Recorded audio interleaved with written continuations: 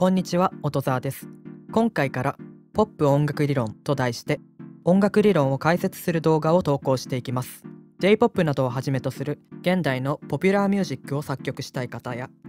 作曲は興味ないけど音楽の中身について知りたい方などのための動画となっています。音楽知識がなくても順々に説明していくので問題ありません。第1章では音という現象から音楽理論を学ぶ上で基礎となるドレミファソラシドとはそもそも何なのかを説明します。第2章では響き編として複数の音を同時に鳴らした時の響きの違いについて話します。コードそのものについて扱います。第3章では流れ編としてその響きをどうやって選んで楽曲にしていくのかを見ていきます。メロディーやコード進行はここで扱います。第2章はいわゆる縦、第3章は横についての音楽理論です。第4章はリズム編です。ここで一旦終わって応用として2週目に行くイメージで動画を作っていきます。そして今回は音楽理論は発想を狭めるのかについて持論を述べたいと思います。ご質問ご意見などはコメント欄にお願いします。音楽理論が発想を狭めるケースについて考えるために音楽理論が行っていることを図にしてみました。まず作り手がいます。そしてその作り手が作った音楽があり、それを聴く人がいます。例えば大多数の聴き手がその音楽を聴いて不協和だなと感じたとします。ここで不協和だと感じさせた音楽の中身を分析して言語化したもの、それが音楽理論です。逆に作り手が多くの聴き手に不協和と感じさせたいのであれば、その方法を言語化した音楽理論を使って作曲すればいいということです。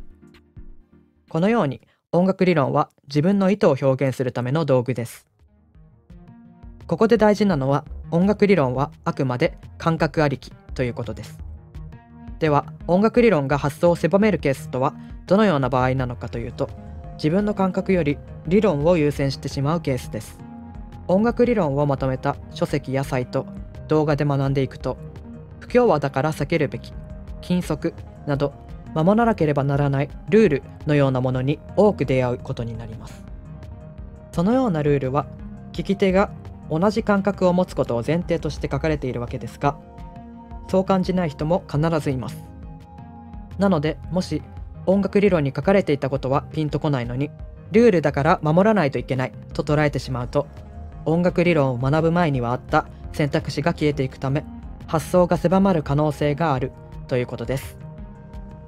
これが自分の感覚より理論を優先してしまい、発想が狭まってしまうケースです。ただし音楽理論が個人の感覚そのものに影響を与えるくらい強い力を持っているかと言われれば、それはないと思います。例えとして味覚で例えてみます。しょっぱいものが大好きな人が塩分が多い料理は大味だからダメと説かれたとして、しょっぱいものが急に嫌いになったりすることはないと思います。それと同じように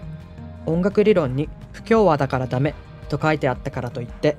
今まで不協和に聞こえなかった音が急に不協和に聞こえるようになるとは考えにくいです。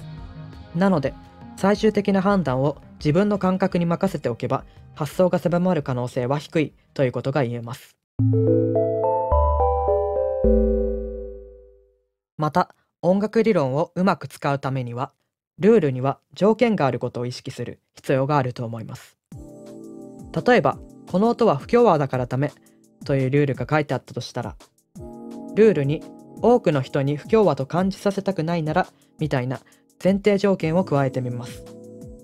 そうすれば文字通り多くの人に不協和と感じさせたくないならそのルールに従えばいいし、逆に狙って不協和に感じさせたいならルールに従わなければいいという感じで、ルールをただの選択肢として捉えることができます。そもそも音楽理論が示すルールというのは従わなければならない絶対的なルールではなく、クラシックっぽい曲を作りたいならとか和風な曲を作りたいならなど適用される範囲が限られているものです。なので私たちは表現したい意図やその時の自分の感覚に合うような理論をピックアップしていけばいいというのが私の考えです。まとめると、音楽理論は発想を狭めるのかという問いに対する私の考えとしては、自分の感覚より理論を優先した場合、発想が狭まる可能性はある。ただし、個人の感覚そのものを歪めるほどの力は音楽理論にはないということを話しました。そして、音楽理論をうまく使うためには、理論が示すルールには前提条件が存在することを意識し、最終的には自分の感覚に任せて好みの理論を選んでいけばいいということを話しました。以上で今回の動画は終わりです。次回は第1章に入り、音という現象と音が与える感覚について話します。そしてドレミファソラシドがなぜループするのかについても話します。ご質問、ご意見などはコメント欄にお願いします。ご視聴ありがとうございました。